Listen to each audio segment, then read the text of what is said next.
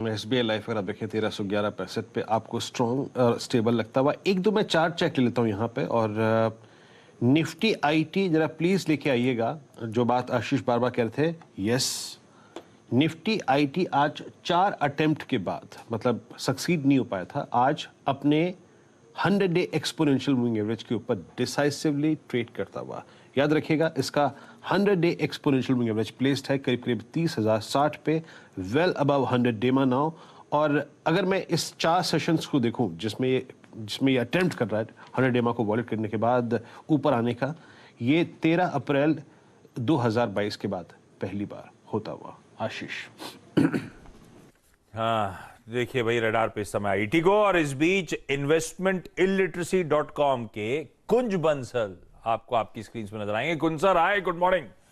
कुंज sir, बहुत बढ़िया, 17,900 देखने को मिल रहा है। ये on the way upside, market लगातार सरप्राइज कर रहा है, और मेरे ख्याल सरप्राइज इसलिए भी कर रहा है, हम में से कई लोग अभी भी डिनायल में हैं कि ग्राउंड रियलिटी तो कुछ और ही है, लेकिन खैर इक्विटीज की अपनी चाल है। अब इस मूव्स के बीच में एक कंसर्न आ गया है। हम एक तो प्रीमियम कमांड करते थे, ठीक है, इंडिया प्रीमियम कमांड करता है, पर वो प्रीमियम काफी ज्यादा हो गया था, वो एक कंसर्न बना था। अब इस वापस मूव्स के बीच में फिर से वही कंसर्न इमिनेट हो रहा है कि हम ज्यादा फिर से एडिशनल प्रीमियम कमांड करने लगे हैं। वैल्यूएशन को लेकर वापस दिक्कत आने वाली है क्या? क्योंकि जो इंडिया की परफॉर्मेंस थी, हाँ उम्मीद से अच्छी थी, लेकिन ईपीएस ओवरऑल कट सी आए ना। जी हाँ, तो ये कंसर्न क्या है कि अनफॉर्चुनेटली दोनों तरफ हो जाता है। अब हम ऊपर आ गए हैं तो कंसर्न है कि वैल्यूएशन, जब हम नीचे थे जून में तो कंसर्न था कि क्या हो गया, इकोनॉमी खत्म हो गई क्या, हिंदुस्तान बंद होने वाला है क्या, मार्केट बैठ जाएगा क्या। तो इसका कोई अंत नहीं है। पर मैं आता हूं आपके प्रश्न पे सेंसिबल और जेन्युइन जवाब देने के लिए। वैल्यूएशन एक फंक्शन है मार्केट में डिमांड और सप्लाई का भी, बिसाइड्स फाइनेंशियल्स तो इंपॉर्टेंट है ही, मैक्रो इकोनॉमी की performance as well as micro यानी कि कॉर्पोरेट्स की इंडिविजुअल परफॉर्मेंस का फंक्शन तो है ही है, पर demand and supply, market sentiment या लिक्विडिटी इनफ्लो का भी फंक्शन है। और अब हम देख रहे हैं कि करीब 7-8 महीने की डोमेस्टिक इनफ्लोस तो हमेशा से थे, म्यूचुअल फंड्स में, रिटेलर्स डायरेक्टली और म्यूचुअल फंड के थ्रू, और डोमेस्टिक इंस्टीट्यूशंस में भी। पर ग्लोबल इनफ्लोस हम जानते हैं कि 7-8 महीने नेगेटिव थे, करीब $10 बिलियन के आसपास, और अब पिछले करीब 1 महीने, सवा महीने से पॉजिटिव टर्न हुए हैं, और ऐसा लगता है कि चलते रहेंगे। अब अगर ये चलता रहेगा कि ग्लोबल इनफ्लो आता रहेगा, डोमेस्टिक इनफ्लो भी कम, भी भले थोड़ा कम हो गया है, जो हम म्यूचुअल फंड इनफ्लो नंबर्स जो जुलाई के आए थे उसमें देखें तो, पर फिर भी नेट पॉजिटिव है। तो ऐसे में ऐसा लगता नहीं है कि वैल्यूएशन करेक्शन मिलेगा या उसकी वजह से बाजार में नीचे आने जैसा। इनफैक्ट जो आपने खुद कहा कि डिनायल में ही ज्यादा बाजार चलता रहता है, डिसबिलीफ में ही चलता रहता है। और ये जो रैली आई है इसमें मेरे ख्याल से बहुत कम लोगों ने पार्टिसिपेट किया है, एफआईआई ने ज्यादा पार्टिसिपेट किया है। जो ऑनगोइंग बेसिस थे वो जरूर पार्टिसिपेट करते रहे, बट जिन्होंने पैसा निकाल लिया था या जो नए लोग आने वाले थे वो नहीं आए, क्योंकि रैली बहुत शार्प आ गई। पर बाजार में ऐसा ही होता है। तो वैल्यूएशन के कंसर्न हमेशा से हैं और रहेंगे। अगर हम हिस्टोरिकल नंबर्स पे मार्केट कैप टू जीडीपी देखें या पीई रेशियो के बेसिस पे देखें, तो हिंदुस्तान या ग्लोबल मार्केट्स के एवरेज से प्रीमियम पे देखें, तो हाँ, हम अभी से already higher end of range पे आ गए हैं। पर मुझे नहीं लगता है कि वो एक कंसर्न बाजार में रहेगा वापस से करेक्शन आने के लिए। करेक्शन क्या रहेगा कि जो ऑयल इतना शार्पली 120 से अब करीब करीब $90 आ गया है, वापस 110-20 हो जाए, जो अभी लगता नहीं है। तो जो मेटल प्राइसेस नीचे आ जाए तो वो कंसर्न रहेंगे। ठीक है, तो आप तो खैर, मैंने तो ऐसी एक कंसर्न था तो उसे रेज करा। मन तो सबका तेजी का है, स्क्रीन चीख चीख के कर रहा है, तार जैसे निफ्टी खड़ा हुआ है। डॉक्टर साहब 1 साल का चार्ट दिखा भी रहे थे। तो फिर कुन सर, यहां से मोमेंटम के और ट्रैक्शन के और तेजी के कैटलिस्ट क्या रहने वाले? जी हाँ, तो मुझे लगता है कि मोमेंटम, तेजी, ट्रैक्शन, आपने अच्छे शब्द यूज किए, उनका मेजर ट्रिगर या मेजर रीजन तो ग्लोबल एफआईआई फ्लोज ही रहेंगे। तो ऑब्वियसली एक अंडरलाइंग अजम्पशन है कि वो पॉजिटिव रहेगा, तो क्योंकि वो डिमांड को क्रिएट करते रहेंगे। अब हम उसको एक्सटेंड कर सकते हैं कि वो क्यों आएंगे या किस फंडामेंटल्स को देख रहे हैं। तो वो इन फंडामेंटल्स को देख रहे हैं कि जैसा अभी मैंने बात की, कमोडिटी प्राइसेस में जो शार्प करेक्शन पिछले 4 से 5 महीने में हो गया है। ऑयल का मैं ऑलरेडी बोल चुका हूं, 120 से कल का इनफैक्ट 3-4% का करेक्शन था ग्लोबल मार्केट्स में, बहुत शार्पली हो गया है। करीब करीब सारे मेटल प्राइसेस, फेरस और non ferrous, steel, aluminium, copper, zinc में करेक्शन हो गया, और करेक्शन चालू है। अगर हम एफएमसीजी के रॉ मटेरियल्स की तरफ आए तो पाम ऑयल में करेक्शन चालू है, गेहूं में करेक्शन चालू है, दूध अभी भी थोड़ा सा ऊपर है, और या बल्कि ऊपर की तरफ बढ़ रहा है, मिल्क। बट अदरवाइज उसमें भी करेक्शन चालू है। तो इन करेक्शंस की वजह से जो कंपनीज के नंबर्स में मान लीजिए सितंबर में नहीं भी आता है, दिसंबर में फिर से मार्जिन इंप्रूवमेंट आ जाएगा, वो एक ट्रिगर है बाजार का। ऑलरेडी बाजार ने कुछ डिस्काउंट कर लिया है, पर मुझे लगता है वो एक है। दूसरा है कि मानसून की नॉर्मलसी, ऑफ कोर्स कई जगह एक्सेस हो गई है, बाढ़ आ गई है, पर फिर भी वो एक ट्रिगर है कि उसकी वजह से क्रॉप अच्छा होगा। क्रॉप अच्छे की उम्मीद में रूरल सेंटिमेंट इंप्रूव ऑलरेडी हो चुका है और ऑलरेडी हो जाएगा। तो जहां बीच में रूरल कंजम्पशन थोड़ा सा स्लो डाउन होता हुआ दिख रहा था या हो गया था जून क्वार्टर तक, वो जुलाई में अगर हम सेकेंडरी मार्केट चेक करें तो इंप्रूव हुआ है। तो वो एक ट्रिगर रहेगा आने वाले टाइम में। और ऑफ कोर्स सितंबर के नंबर्स, अब हम ऑलरेडी एक क्वार्टर खत्म करते हैं और दूसरे की तैयारी शुरू हो जाती है, तो वो एक ट्रिगर रहेगा। चौथा और लास्ट, फेस्टिवल सीजन में हम ऑलरेडी आ चुके हैं, उसमें डिमांड कैसी रहती है उसका सेकेंडरी मार्केट चेक एक ट्रिगर रहेगा।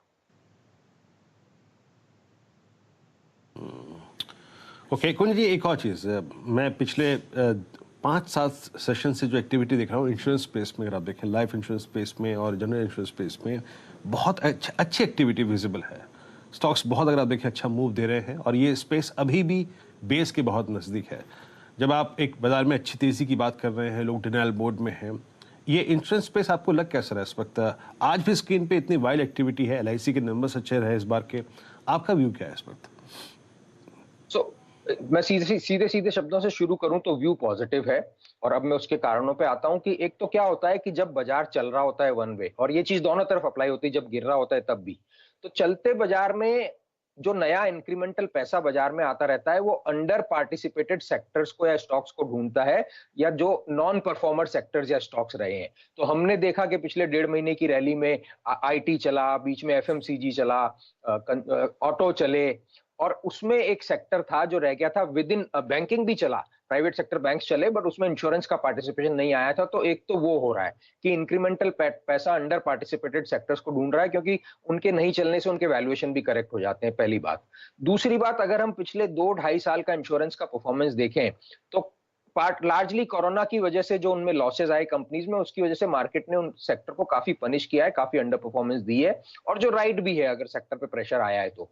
और वो नंबर्स अब धीरे धीरे इंप्रूव होते हुए दिख रहे हैं। जैसा आपने स्वयं कहा कि जुलाई के प्रीमियम नंबर्स में LIC का बहुत अच्छा था, दूसरे भी सेलेक्टिवली प्राइवेट सेक्टर में सेलेक्टिवली एक अच्छा प्रीमियम ग्रोथ रहा है।